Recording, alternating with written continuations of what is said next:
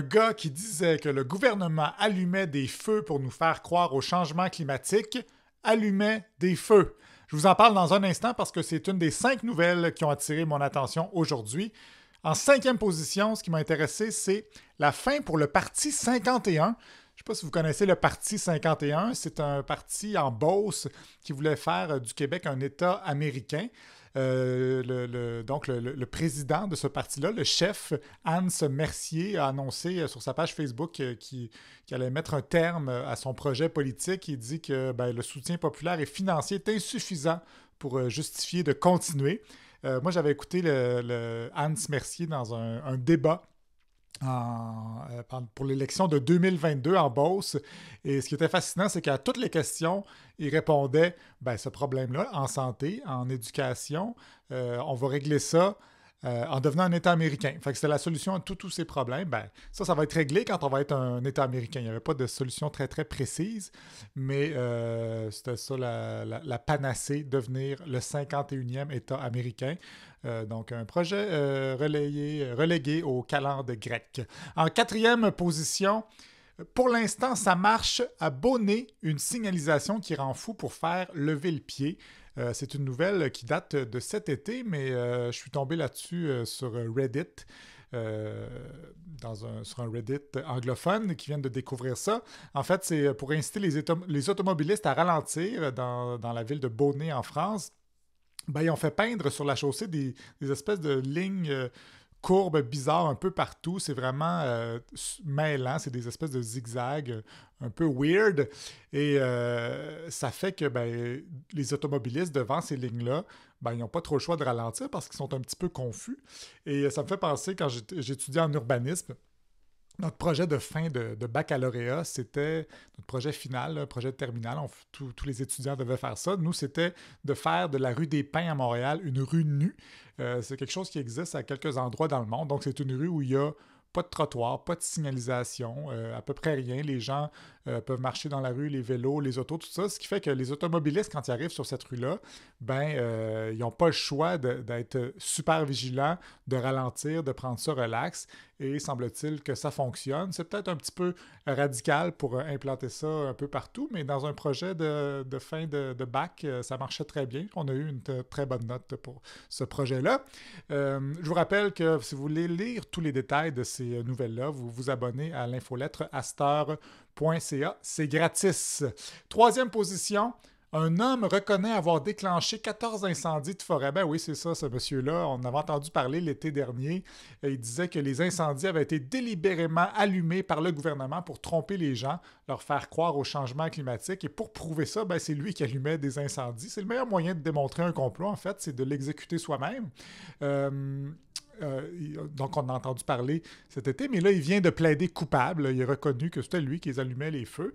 D'ailleurs, en ce moment, là, il y a comme une recrudescence des influenceurs climato-sceptiques dans nos médias, sur les réseaux sociaux, dans certains médias, en fait.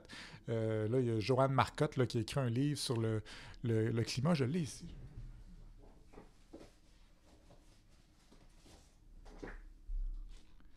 Elle l'a envoyé à Jean-Philippe Vautier avec une belle dédicace, mais je ne l'ai pas encore lu, mais j'ai très hâte. C'est une traduction de toutes sortes d'affaires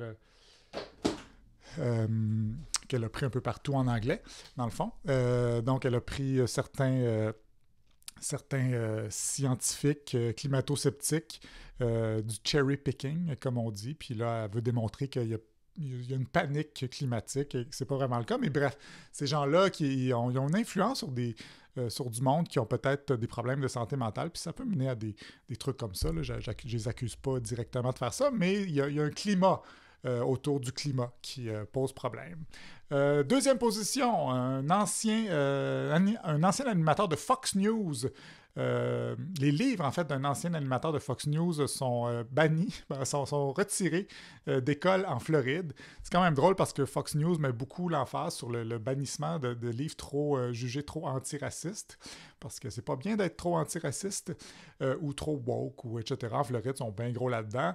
Et il y a plein de cas de livres qui sont bannis comme ça. Ici, c'est Bill O'Reilly, qui est un ancien de Fox News, qui était assez intense à l'époque.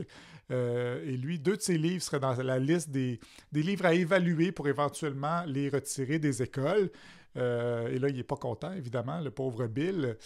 Donc, parce que ces gens-là, dans le fond, c'est oui, des fois, il faut censurer certains livres, certains propos, mais sauf si c'est moi.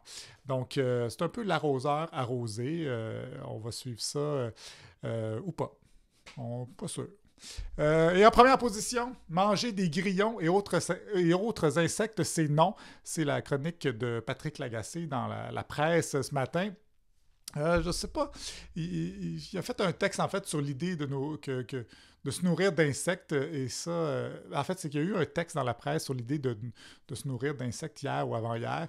Et ça, c'est un petit peu trigger, comme disent les jeunes, Patrick Lagacé. Je pense pas que cette chronique-là va beaucoup aider l'industrie du grillon, le fameux lobby des larves. Lui, il dit que dans ce livre-là que ça le dégoûte, les insectes. Il dit que l'évolution favorise les gènes anxieux. Nos ancêtres devaient errer du côté de la prudence, confondre une branche tordue avec un serpent, une feuille qui tombe avec une araignée ou une semence de gazon avec un pou. C'était plus bénéfique que d'ignorer ces indices-là. C'était une bonne chose d'avoir peur des insectes parce qu'ils pouvaient être nuisibles. Euh, moi, ça me dégoûte pas tant que ça, les insectes. Mais je pense que le problème, c'est surtout que c'est pas si bon que ça. C'est peut-être anecdotique, mais j'ai goûté un burger d'insectes et il faut que tu mettes bien du ketchup pour que ça soit intéressant. Alors, le jour où ils vont nous montrer nous trouver des insectes qui sont délicieux, peut-être que ça va changer la donne. Mais d'ici là, bon appétit. Et je vous rappelle de vous abonner à l'infolettre, à star.ca, à mes réseaux sociaux. J'ai enfin obtenu le 10 000 abonnés sur TikTok. C'est un grand jour. J'ai fêté ça hier soir en buvant une bière sans alcool. Alors, bonne journée!